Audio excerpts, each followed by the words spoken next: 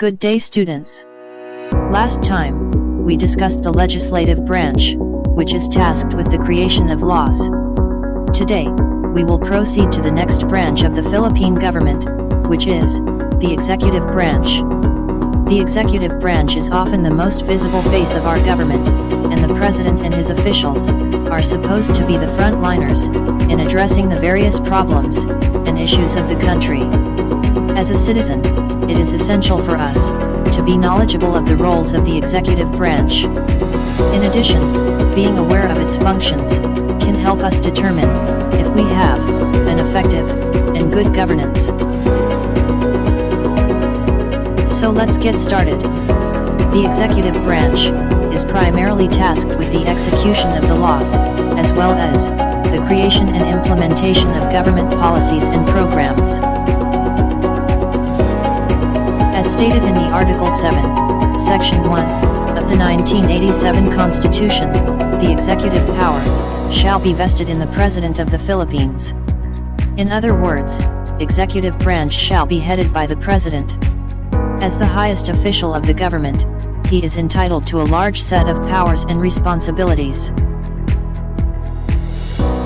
The executive branch includes the President and Vice President. Another important components of this branch are the Cabinet and the local government units or the LGUs. How did the executive branch perform its duties in addressing the COVID-19 pandemic? Let us now introduce the two highest officials of our government. We have President Rodrigo Duterte, the 16th President of the Republic of the Philippines, together with the Vice President, Vice President Leni Robredo. According to the Constitution, there shall be a Vice President, who shall have the same qualifications and term of office, be elected with, and may be removed from office, in the same manner as the President. Vice President of the Philippines is considered as the second highest official in our government. Individuals who aspire for the position of President and Vice President must meet the following qualifications. 1. A natural-born Filipino citizen. 2. At least 40 years of age on the day of the election. 3. Able to read and write.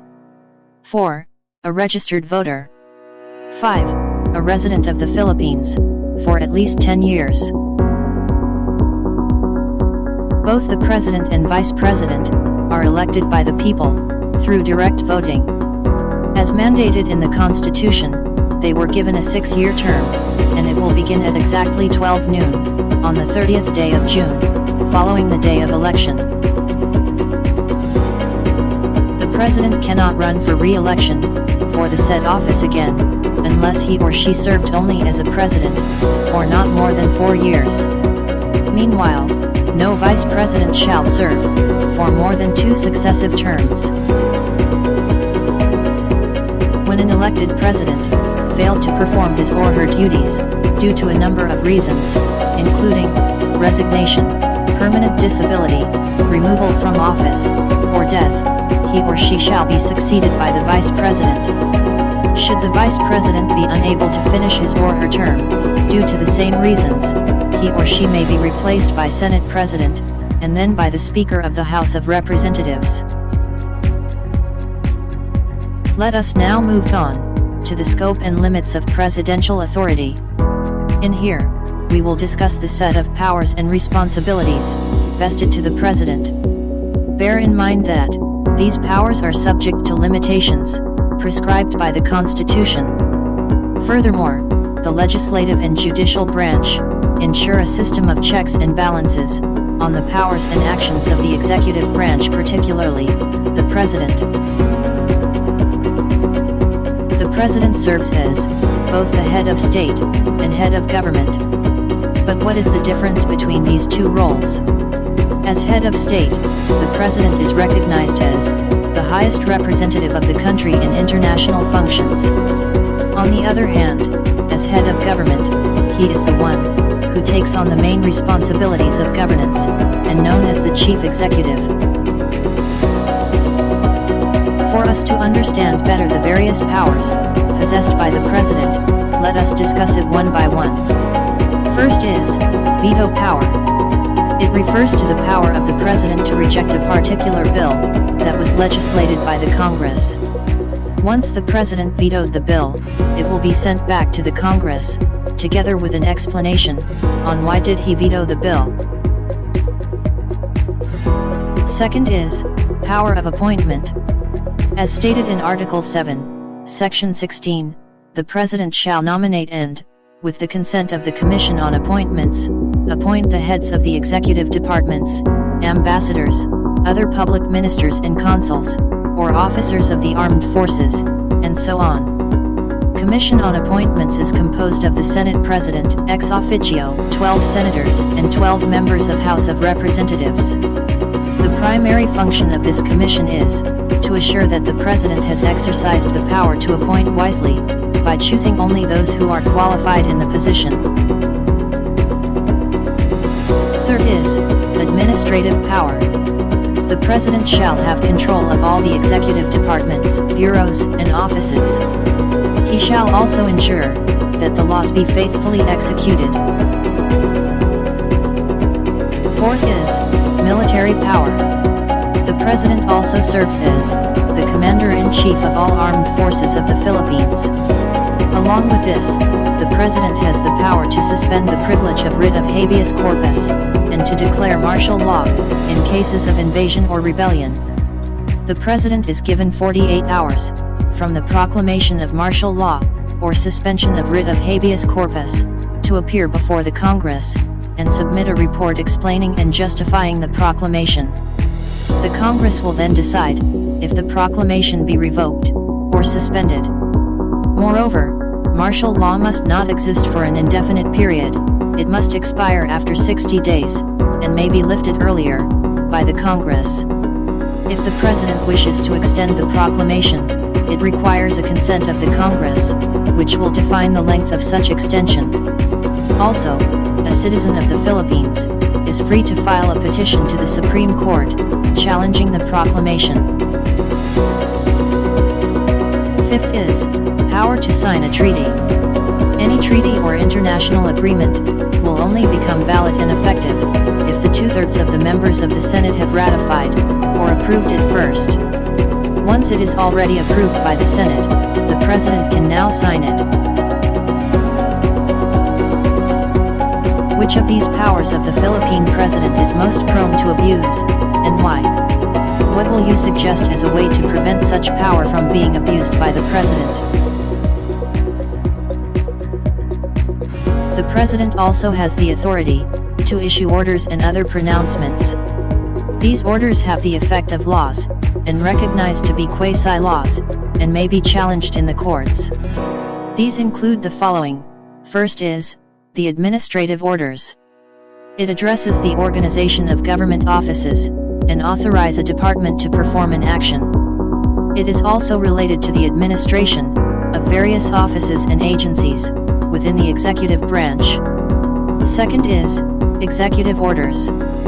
It is enacted to help the President to improve his or her management of the government. Third is proclamations.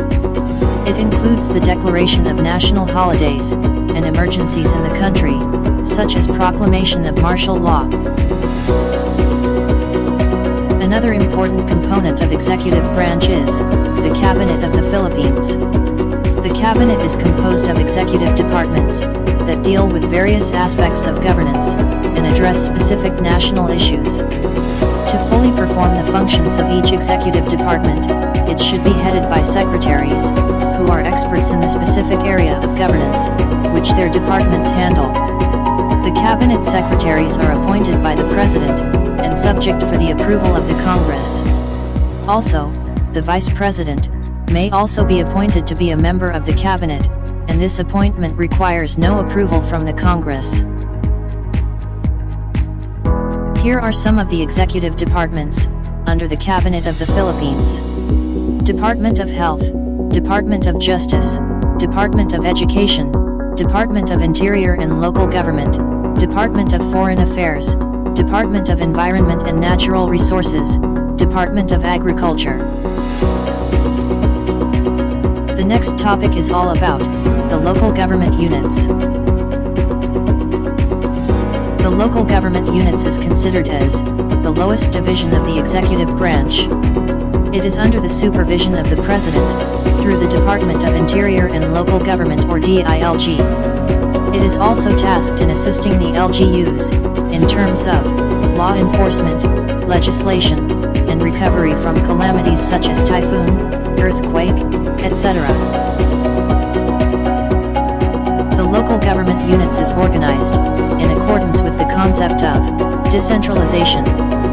Have you heard this word? When we say decentralization, it refers to the process wherein the power, authority, and resources were distributed from the national government to the local government units.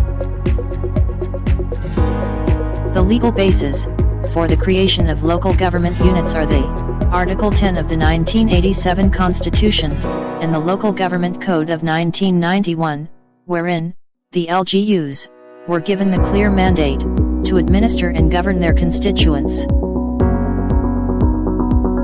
Local government units include barangays, municipalities, cities, and provinces. Each unit is created based on income, land area, and population, and may be abolished using the same criteria.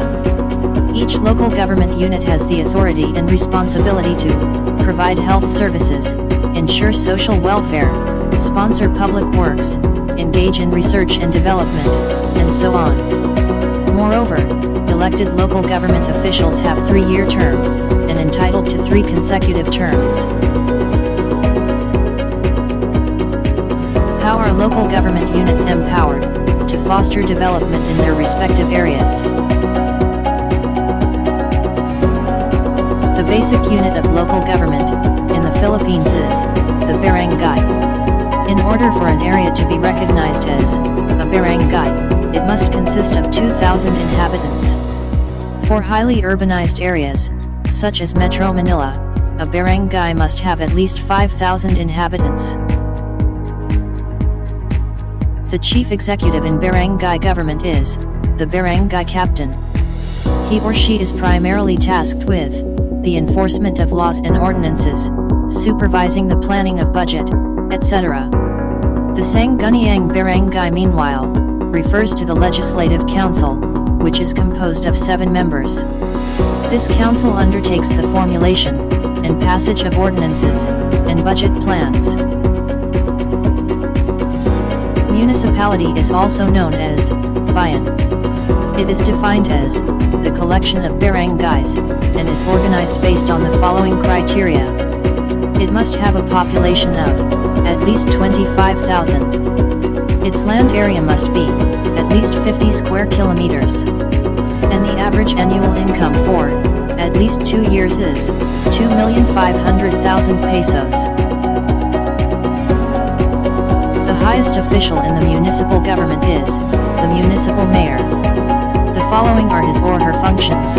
First, implementation of government policies and programs. Second, enforcement of laws. Third, planning the budget proposal of the government. Fourth, appointing officials to the municipal government. Fifth, visiting the constituent barangays, every 6 months. On the other hand, the municipal vice mayor is the second highest official, and serves as the presiding officer of the Sangguniang Bayan. Its main function is the formulation and creation of ordinances, and imposition of fines in the municipality. A city is also a collection of barangays, like the municipality. However, in order for an area to be considered as a city, it should have a higher rate of economic growth, and a larger population and land area. Here are the criteria. A population of at least 150,000. A land area of at least 100 square kilometers. And an average annual income of 20 million pesos, for at least 2 years.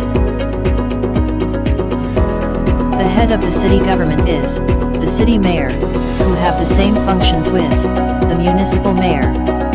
However, the budget for projects of the city government is individually prepared by the heads of the different departments. The city vice mayor presides over the legislative body of the city, which is the Sangguniang Panlungsod. A city may be classified into 3 categories. First is the component city, or CC. It refers to a city which is part of a province and elects provincial officials, aside from the officials of the city government. Example is Legazpi City, which is the capital of Albay Province. Second is independent component city, or ICC. It is a city which is recognized as administratively independent and does not elect provincial officials. Example is Naga City in the province of Camarines Sur. Third is highly urbanized city, or HUC. It is similar to ICC, however, the population is a bit higher, and the average annual income, for at least 2 years, should be 50 million pesos. The province is comprised of cities and municipalities. The following are the characteristics that define a province. A population of at least 250,000. A land area of at least 2,000 square kilometers. And an average annual income of 20 million pesos. The chief executive of the province is the provincial governor, or simply, governor. The governor monitors the administration of the municipalities and component cities in the province, together with the local government officials. The vice governor is the presiding officer of the provincial legislative body, which is the Sangguniang Panlalawigan. In your opinion, how do local government units help the national government uphold good governance? The Philippines is subdivided into 17 regions. 8 in Luzon, 3 in the Visayas, and 6 in Mindanao. These regions are not local government units, but their existence is primarily for administrative purposes. These regions comprised of provinces that share a common territory. Regionalization simply refers to the process of dividing the country into regions. The goal of regionalization is to identify the significant concerns and problems within each region, and formulate development plan to address them. As what I have mentioned earlier, regions are not local government units, but rather have the regional development councils, which oversee economic planning and development programs, in coordination with the National Economic Development Agency. The Regional Development Council, or the RDC, is considered as the highest planning and policy-making body, which governs the administrative regions in the Philippines. The national government have granted autonomy, and have given authority to these autonomous regions. However, autonomous regions are still under the authority of national government, and does not correspond to total independence from the state. They are entitled to exercise certain governmental powers such as organizing their own administrative bodies, managing their funds, ancestral domain, and natural resources, developing their tourism, educational policies, and preservation of their cultural heritage. Along with this, we have the Cordillera Administrative Region, and the Autonomous Region of Muslim Mindanao. The Cordillera Administrative Region was established in 1987. It is composed of provinces, located within the Cordillera region. At present, the CAR is still an administrative region, and does not have its own regional government yet. On the other hand, the Autonomous Region in Muslim Mindanao or ARMM, achieved autonomy in 1989. It has its own regional government with executive, led by regional governor and vice governor, and legislative which is headed by the Regional Legislative Assembly. What is the significance of regionalization and autonomy in achieving local developments?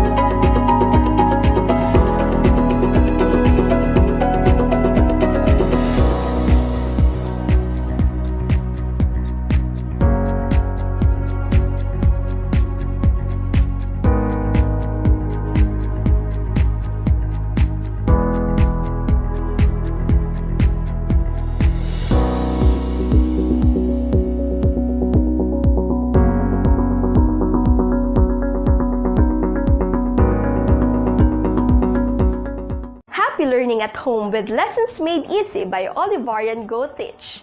One proud Olivarians.